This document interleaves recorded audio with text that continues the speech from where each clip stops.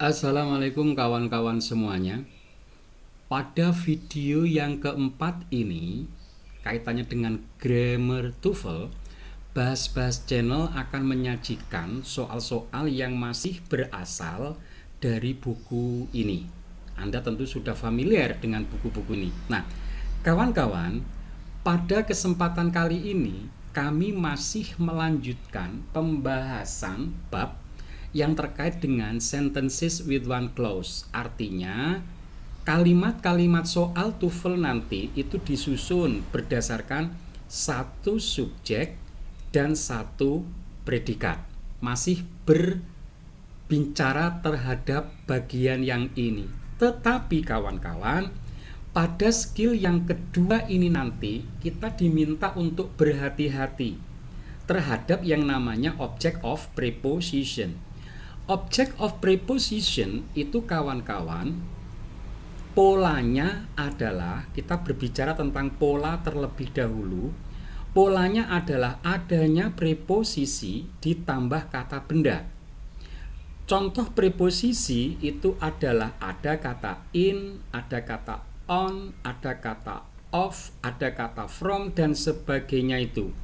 Terus nanti di sini diikuti kata benda. Nah, inilah yang disebut sebagai pola preposisi atau object of preposition. Kita singkat saja namanya OOP. Pola OOP. Nah, kawan-kawan, di dalam soal TOEFL, OOP ini nanti mengganggu pertemuan antara subjek dan predikat. Mengganggunya nanti di sini.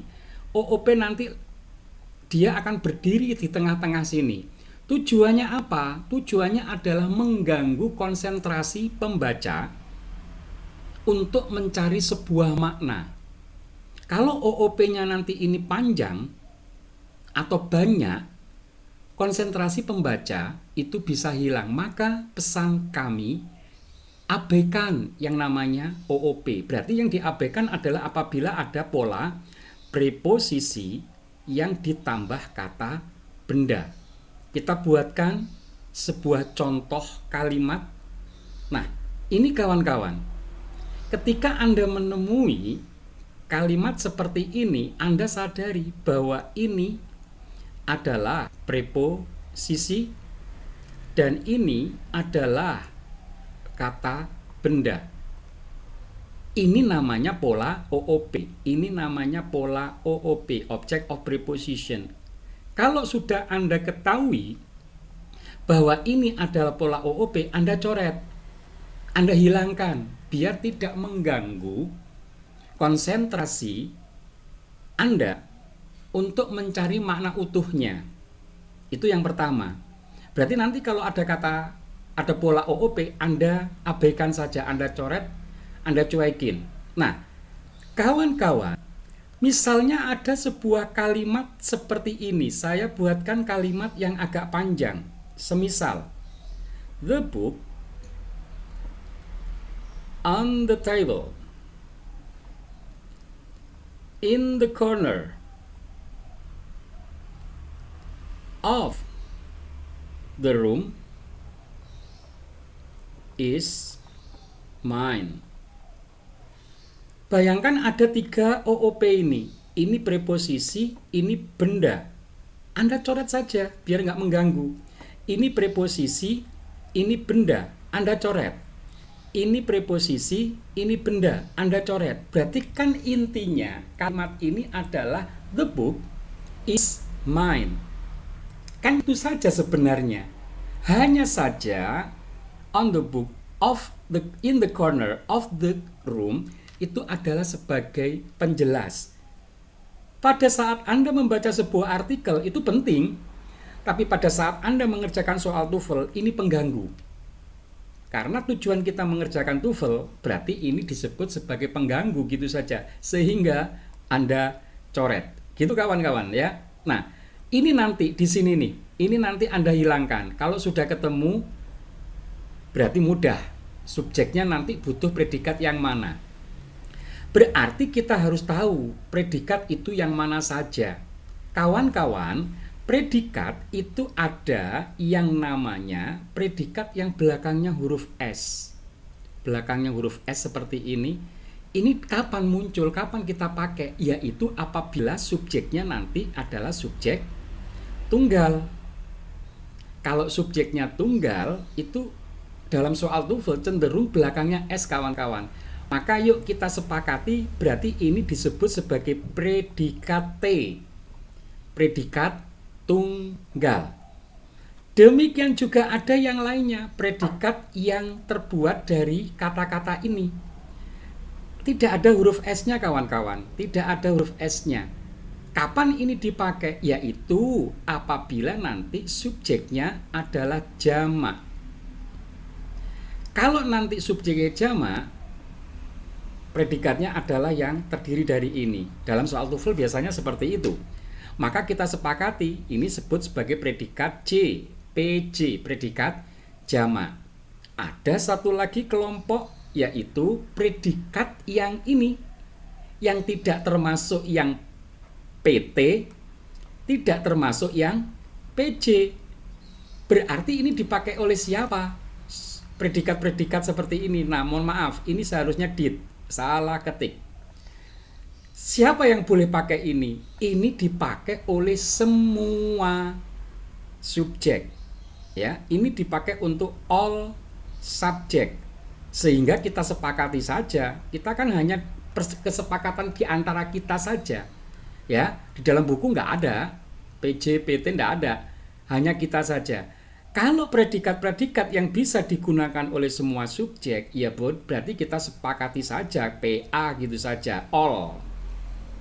Jadi kalau PT itu belakangnya ada huruf S, kalau PJ itu berarti belakangnya tidak ada. Kalau PA ini bermacam-macam ini.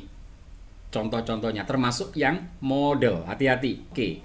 Kita lihat soal yang berikutnya, kawan-kawan. Nah, soal seperti ini, jawaban ABCD-nya seperti ini. Cara mengerjakannya bagaimana? Cara mengerjakannya ya mudah. Langsung cari yang namanya pola preposisi ditambah kata benda. Ini preposisi, kawan-kawan. Preposisi dalam bahasa Inggris banyak ya. Contoh-contohnya, maaf kawan-kawan yang ini banyak sekali. Silakan nanti googling. Preposisi gitu saja. Nah, ini preposisi, ini kata benda. Ini penghalang. Penghalang pertemuan antara subjek dan predikat. Bagaimana Anda tahu predikatnya di sini yang mana kalau Anda nggak tahu subjek? Cara mencari subjeknya gampang sekali. Anda lihat, caranya adalah lihat preposisi ini, tepat sebelum preposisi, itulah subjeknya. Sehingga Anda bisa menghakimi, ini tunggal atau jamak. Ini adalah tunggal. Assistance itu tunggal, berarti ini STGL, subjek tunggal. Kalau subjeknya tunggal, butuh PT. PT itu ada huruf S-nya, maka jawabannya adalah yang B. Hanya begitu saja. Mungkin ada yang tanya, jawaban A kan juga ada S-nya, jawaban ini juga ada S-nya. Bagaimana cara membedakannya? Oke. Kawan-kawan, caranya gampang. Caranya nanti langsung fokusitas Anda langsung setelah ini, tepat setelah option ini, Anda cari predikat-predikat yang ada di atas itu. Kalau ini nggak bisa. Ini kan bukan predikat, berarti ini nggak boleh. Ini salahnya adalah gara-gara soal sudah punya subjek. Ini subjek juga, berarti nanti double subjek. A, itulah alasannya kenapa salah. Demikian juga D, ini bukan, nggak ada subjek pakai S. Demikian juga yang C. Maka kawan-kawan, caranya adalah cukup Anda perhatikan subjeknya. Cara mencari subjek tepat sebelum preposisi. Ketemu preposisi, Anda tengok ke kiri. Anda tengok ke kiri ini, itulah subjeknya. Gitu ya. Jadi kalau ada subjek, terus di sini ada prepo, di sini ada benda, di sini ada predikat. Polanya seperti itu, kawan-kawan. Kalau mencari subjek, tepat sebelum prepo Anda tengok. Anda hakimi, hei kamu tunggal atau kamu jamak, biar berpengaruh terhadap di sini. Predikatnya nanti apa? Itu semuanya gara-gara subjek ini, kawan. Oke kawan-kawan, sebelum kita lanjutkan untuk soal berikutnya, silakan kawan-kawan subscribe terlebih dahulu ke channel kami. Silakan juga di-share atau komen dan like. Kawan-kawan, di deskripsi video ini ada link yang bisa Anda ambil, Anda download, yaitu berupa kumpulan-kumpulan soal SNBT, kumpulan soal grammar dasar, kumpulan soal grammar TOEFL.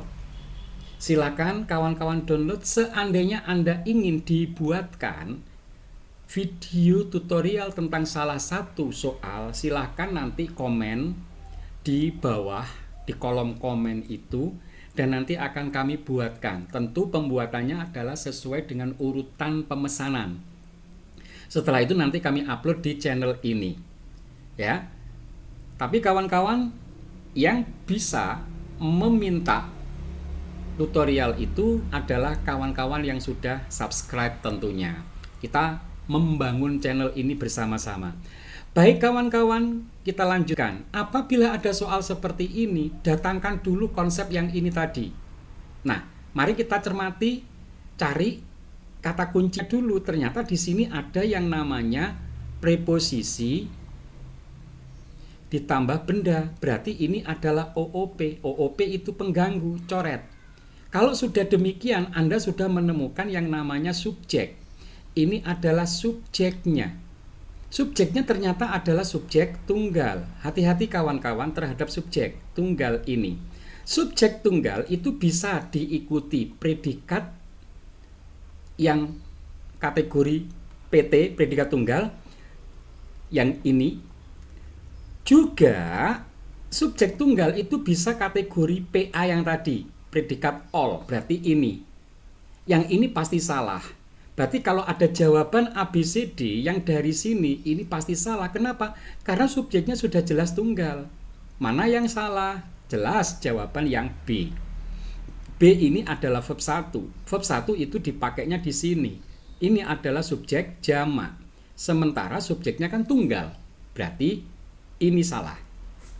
Yang berikutnya kawan-kawan, jawaban yang C ini salah. Tentu salah meskipun ada huruf S-nya. Karena apa? Di sini ada subjek. Soalnya kan sudah punya subjek, yaitu a bride. Ini kan subjek. Berarti jawaban C salah. C ini namanya double subject. Kawan-kawan, kalau yang D ini jelas salah karena verb ing tanpa to be. Kalau ada verb ing itu ada to be. Ketika, nah ini dia, ketika ada di kalimat tunggal. Oke, begitu kawan-kawan ya, jawabannya adalah yang D salah. Sehingga jawaban yang tersisa adalah yang A.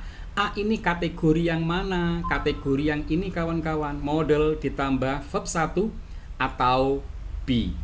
Ini bisa dipakai oleh semua subjek termasuk subjek tunggal.